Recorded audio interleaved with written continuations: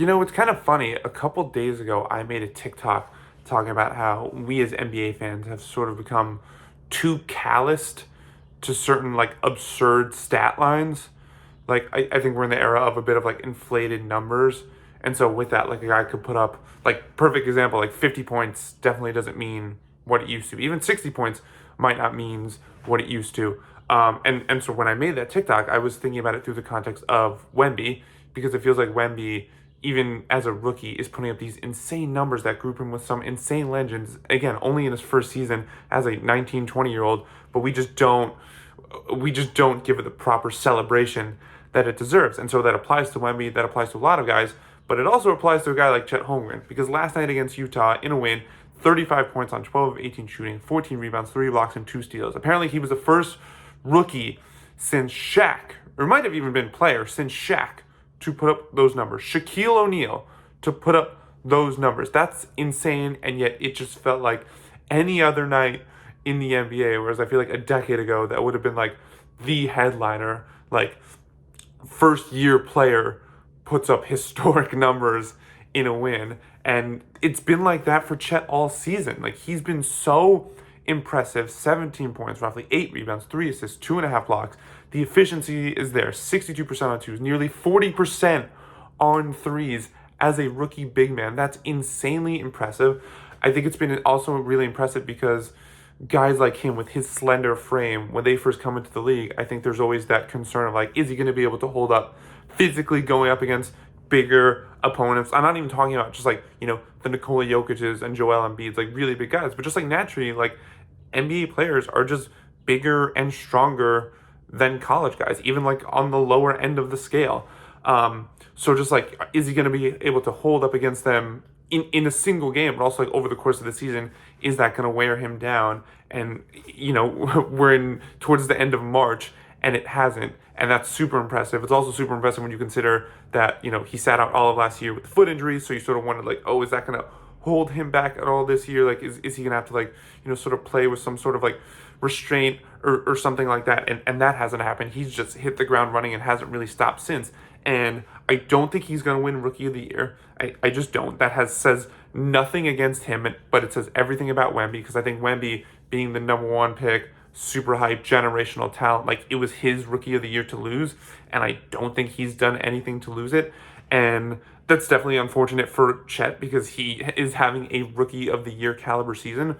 But I think what's also sort of unfortunate about it is that, playing in the same year as Wemby, is that it's sort of like we do this a lot when comparing two players, where in order to make our argument for one guy, we need to tear down the other guy. The best example I could give is like LeBron versus Kobe, right? If you're a LeBron guy, you're going to point out all of Kobe's flaws.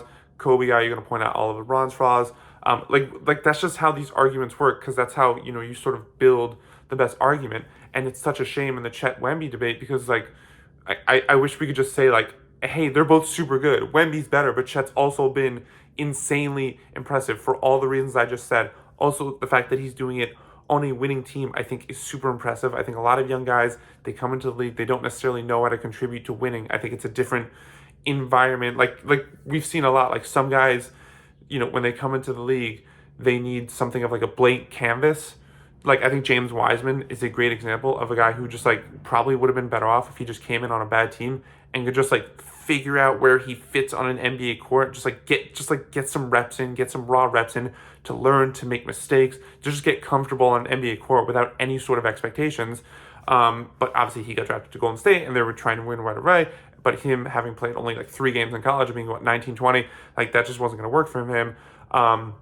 So some guys it's like that, but some guys can just come in and they just immediately, they're ready to contribute at a high level and contribute to winning, because winning has higher expectations, and with higher expectations, like you got to meet them. And Chet, to his immense credit, has been doing that, and I wish we could celebrate that more, because it is awesome. Because we don't usually see, like very few times do rookies, I feel like, live up to the hype. And again, you think about everything that Chet had working against him, where you could argue, slender guy, slender frame, it's going to take him a year or two to like add the muscle needed to be able to really hang in the NBA. You consider the foot injury that a lot of people had some concerns with, because there's a long history of bigs dealing with foot injuries that wound up, killing their career. Bill Walton's one, Yao Ming.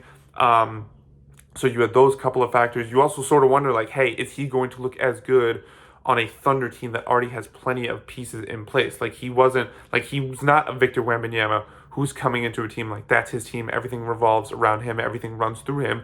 No, Chet was coming into a thing where, like, you already have an all-NBA caliber guard in Shai Gilgeous-Alexander. You already have Jalen Williams there. Like, there were just already these pieces there, and Chet, I think, had to figure out how to fit in more, and that could be difficult for any player. I think it could be very difficult for a rookie, and again, slender rookie coming off this injury. Like, there was just so much working against him, and the fact that he's not only playing, that he's healthy, but that he's playing so well, where again, like any other year, he would be in serious contention to win Rookie of the Year, but the fact that Wemby is here, and he's just the outlier among outliers, it sort of has us like, again, instead of just being able to celebrate the two of them, we have to put Holmgren down to make Wemby's Rookie of the Year case, and I wish we didn't have to do that. I wish more people had the nuance to just be able to say, like, hey, they've both been great in their own ways. Like, I think Chet's, obviously doing stuff that Wemby just isn't in a position to do in terms of, like, contributing at a high level to a winning team.